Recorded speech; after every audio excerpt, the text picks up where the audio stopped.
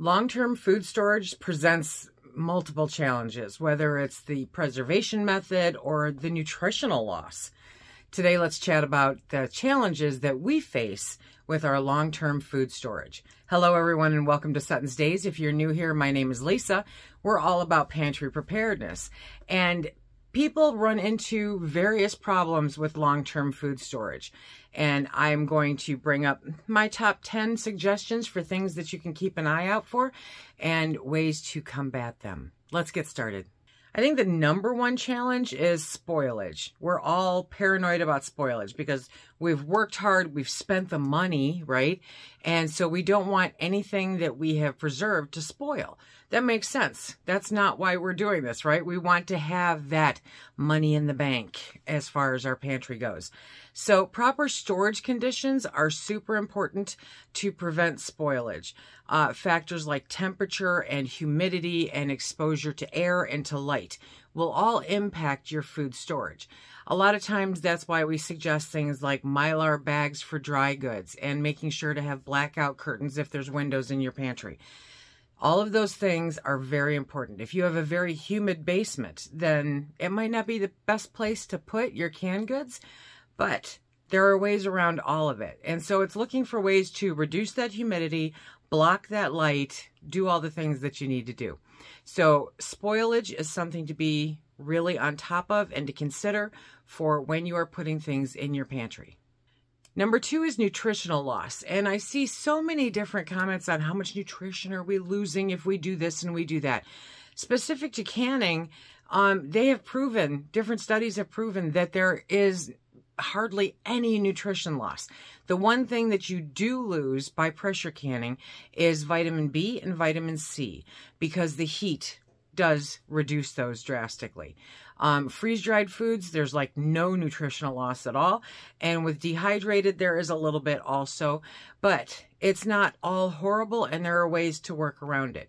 Vitamin B and C are very, very important to us. So it's just find another way to get them in with your fresh foods or with supplements.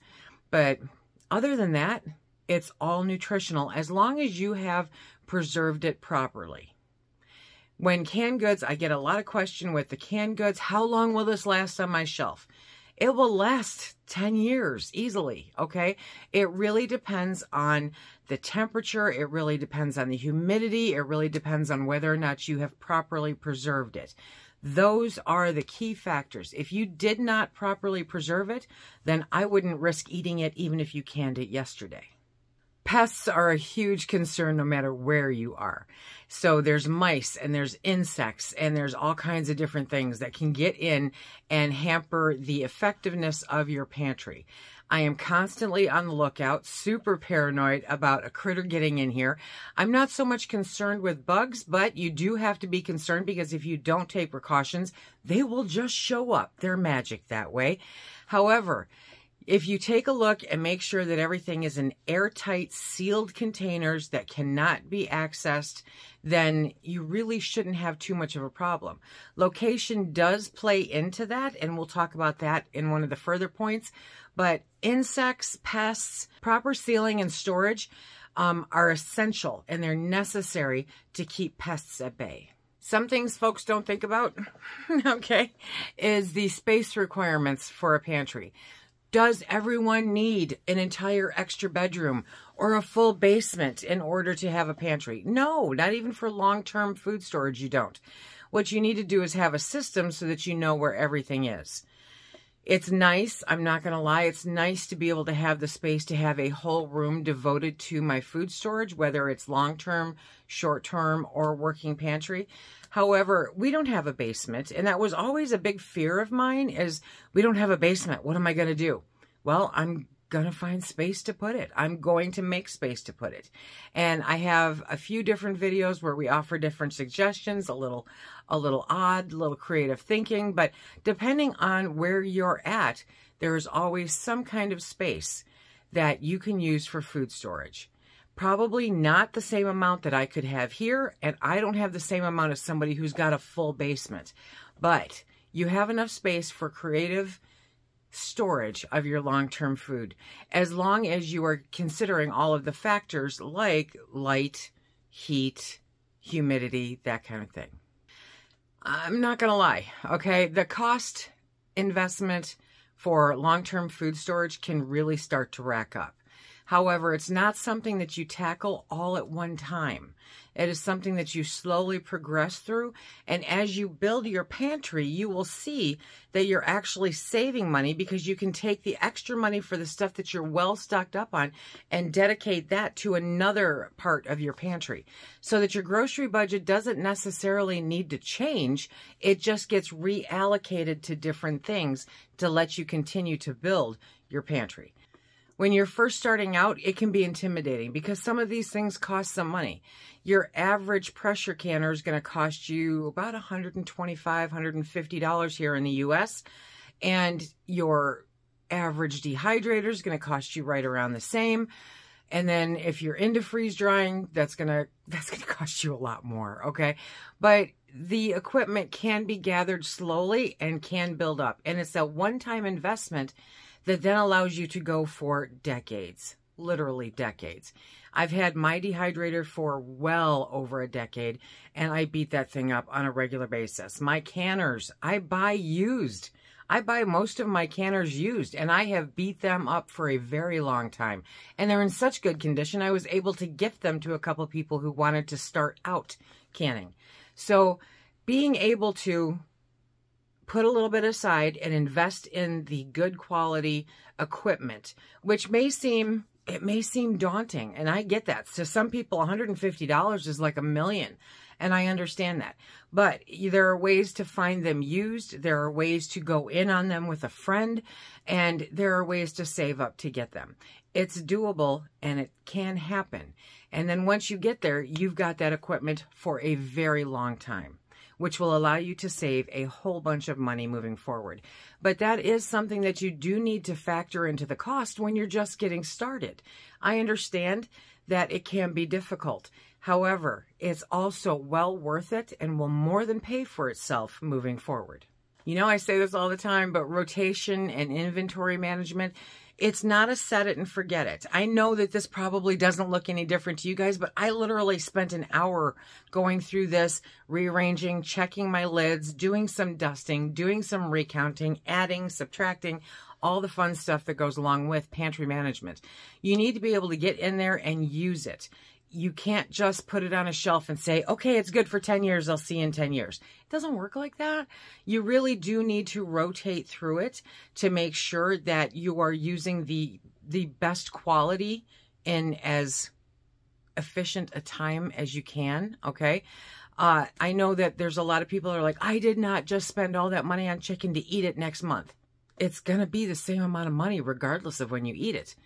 But if you eat it today at yesterday's prices and then buy it today at today's prices, it's going to be cheaper than tomorrow's prices.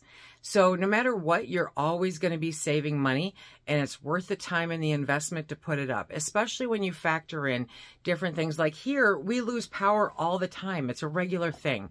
Our local community on Facebook knows me because every time the power goes out, I'm posting graphs from the Consumers Energy site.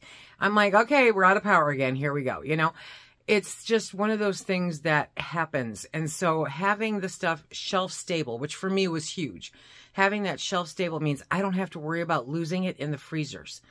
That is important to me. So the cost may seem prohibitive, but I encourage you to take the leap and do what you can when you can. It does not all have to happen. This did not happen overnight. This has taken years and years to get to the point where I'm at, to the point where I'm comfortable going, okay, now we just need to maintain. But in order to maintain, you need to use it. That's how it works. I get a lot of questions where people say, okay, if I buy dried beans, can I leave them in their original packaging and put them into a bucket? Packaging integrity is really important to factor into your food storage. When you are buying things like pastas or rices or, you know, anything that comes, beans, anything that comes in plastic or in boxes, anything like that, you have to factor in the integrity of that packaging. Number one, that will be much more attractive to rodents and insects than it would if it were sealed in Mylar and put in buckets or put into sealed glass jars. So the integrity of your packaging is important to ensure the longevity of your food storage, especially for long term. If you can have it in glass or Mylar and buckets, you're going to save yourself a lot of heartache moving forward. Environmental factors are something to take into consideration, because these are factors that sometimes you can't help. So if you're in a tornado area or a hurricane area or a flooding area, natural disasters are going to happen and there's nothing that we can do about them.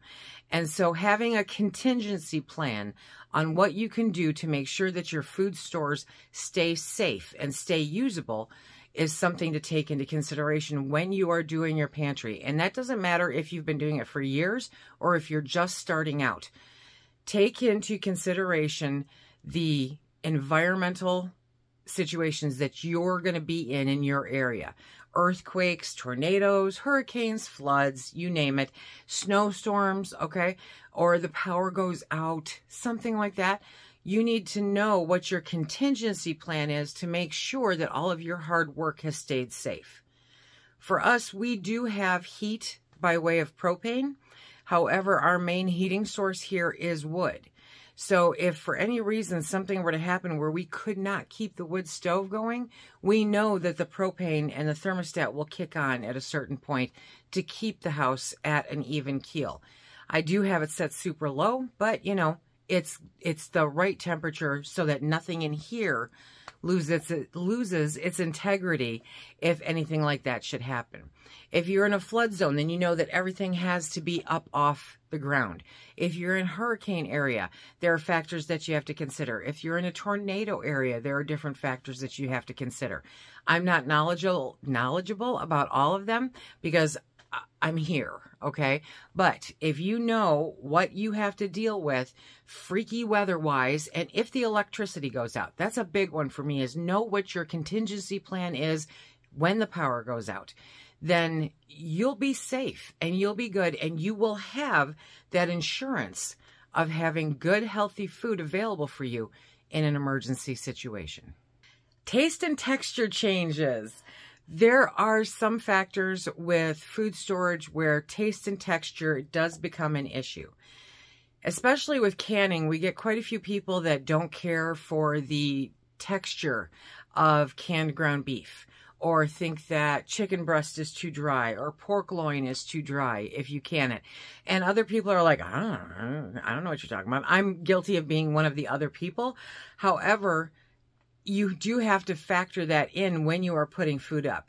You don't want to go and invest and put 50 pounds of ground beef up if you're not sure that you like the texture. You want to can a few jars first and see if you like it. You want to be able to do the same with chicken and with your pork products, because it does, for some people, change and they don't like it. Now, you're not going to make a hamburger out of, you know, canned ground beef, but you can make spaghettis and casseroles, you know, different pasta dishes. It's super simple. Tacos, it's easy. But some people go, nope, I'm aware of the texture. I can't do it. And they do the same thing with chicken breast where they say it's too dry. I personally have never hit this. I don't notice it. That's not to say it's not there. It just doesn't impact me. So if it's too dry for you, try a fattier meat like the thighs and the legs instead of the chicken breast, which sometimes is actually cheaper than getting the chicken breast. At least it used to be. But pork loin versus pork butt, you're going to run into the same problem. I just had a conversation with somebody because pork loin came out really dry for them. I have never once experienced dry pork. However, because it was a pork loin, I knew that there was significantly less fat in the meat naturally.